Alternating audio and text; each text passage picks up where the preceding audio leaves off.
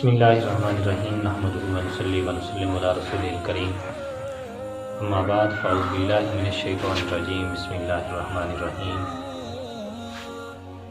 آج سے ہمارا درس قرآن کا سلسلہ شروع ہو رہا ہے اور انشاءاللہ تعالی یہ درس قرآن کا سلسلہ جاری و ساری رہے گا۔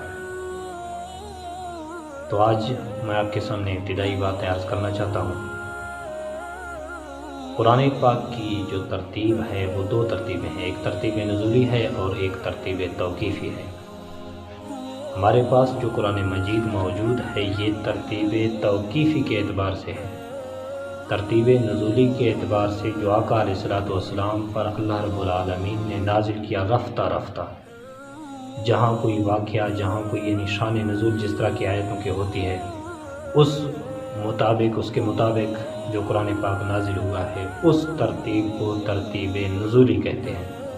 اور یہ ترتیب توقیفی یا آقا علیہ السلام کو اللہ رب العالمین نے اس کا علم دیا ہے، اور حضور علیہ السلام صحابہ اکرام کو حکم دیا کرتے تھے کاتبین وحی کو کہ اس آیت کو فلاں آیت کے پیچھے رکھ لو، اس سے آگے رکھ لو، اس صورت میں رکھ لو۔ یہ جو ترتیب ہے یہ ترتیب توقیفی ہے، جس طرح کہ ہمارے پاس سورہ فاتحہ سے والناس تک جو قرآن پاک کی ترتیب ہے اس ترتیب کا نام ترتیب توقیفی ہے۔ اب نزول کے اعتبار سے سب سے پہلے سورہ علق کی 5 آیتیں نازل ہوئی، جس طرح کہ حدیث پاک ہے آقا علیہ السلام غار حرا میں عبادت کر رہے تھے تو جبریل امین تشریف لے آئے، تو جبریل امین نے کہا اقرا پڑھ لیجئے، آپ نے فرمایا ما انا بقاری، میں پڑھنے والا نہیں۔ تو پھر حضرت جبریل نے آقا علیہ السلام کو دبایا، پھر کہا کہ اقرا پڑھ لیجئے، آپ نے فرمایا ما انا بقاری، میں پڑھنے والا نہیں۔ پھر تیسری مرتبہ حضرت جبریل نے اس طرح کہا تو حضرت جبریل نے کہا اقرا بسم ربک الذی خلق۔ یہ ترتیب نزولی کے اعتبار سے سب سے پہلے قرآن پاک کی یہ سورہ علق کے 5 آیتیں نازل ہوئی۔ اب ترتیب توقیفی کے اعتبار سے سب سے پہلے سورہ فاتحہ ہے، یہ ترتیب توقیفی ہے۔ اس کا علم اللہ رب العالمین نے آقا علیہ السلام کو دیا، اور حضور علیہ السلام نے پھر اپنے صحابہ اکرام کو حکم دیا، کاتبین وحی کو حکم دیا کہ اس صورت کو یہاں رکھ لو، اس کے بعد یہ صورت رکھ لو، اس کے بعد یہ صورت رکھ لو، اس آیت کو اس صورت میں شامل کر دو، اس کو اس میں شامل کر دو۔ یہ جو ترتیب ہے یہ ترتیب توقیفی ہے۔ ترتیب نزولی جو ہے وہ نزول کے اعتبار سے سورہ علق کے سب سے پہلے 5 آیتیں ہیں اور اس کے بعد سورہ مدثر کی آیتیں ہیں، تو یہ ترتیب نزولی ہے۔ اب قرآن پاک وحی جو قرآن پاک ہے یہ 2 مرتبہ نازل ہوا ہے، ایک مرتبہ لوح محفوظ سے آسمان دنیا تک مکمل طور پر قرآن پاک نازل ہوا اکٹھا، اس کے بعد آسمان دنیا سے آقا علیہ السلام پر جو قرآن نازل ہوا ہے یہ رفتہ رفتہ نازل ہوا ہے۔ اس کی تقریباً جو مدت ہے تقریباً 23 سال کی مدت میں آقا علیہ السلام پر یہ مکمل قرآن نازل ہوا ہے، رفتہ رفتہ آہستہ آہستہ، یعنی جہاں ضرورت ہوتی تھی تو اللہ رب العالمین قرآن پاک کی آیت نازل فرماتے تھے یا واقعے کے مطابق کوئی آیت نازل فرماتے تھے جس طرح کی آیتوں کی شان نزول میں ہے۔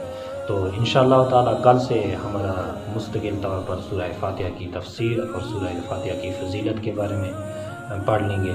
بسم اللہ الرحمن الرحیم کی فضیلت کے بارے میں احادیث سن لیں۔ نبی اکرم شفیع معظم صلی اللہ علیہ وسلم نے ارشاد فرمایا مجھ پر ایک ایسی آیت نازل ہوئی جو سابقہ انبیاء کرام میں سے کسی پر بھی وہ آیت نازل نہیں ہوئی حضرت سلیمان علیہ السلام کے علاوہ۔ پھر آپ نے فرمایا وہ آیت بسم اللہ الرحمن الرحیم ہے۔ پھر آپ نے فرمایا جب یہ آیت نازل ہو رہی تھی تو سمندر کا پانی ٹھہر گیا، ہوائیں ساکن ہو گئیں، اور آسمان سے جنوں اور شیطانوں پر شعلے برسنے لگے، جانور کان دھرنے لگے۔ تو اللہ رب العالمین نے یہ بسم اللہ الرحمن الرحیم والی آیت نازل کی، اور اللہ رب العالمین نے ارشاد فرمایا جس چیز پر میرا یہ نام لے کر کام شروع کیا اس میں ضرور برکت ہوگی۔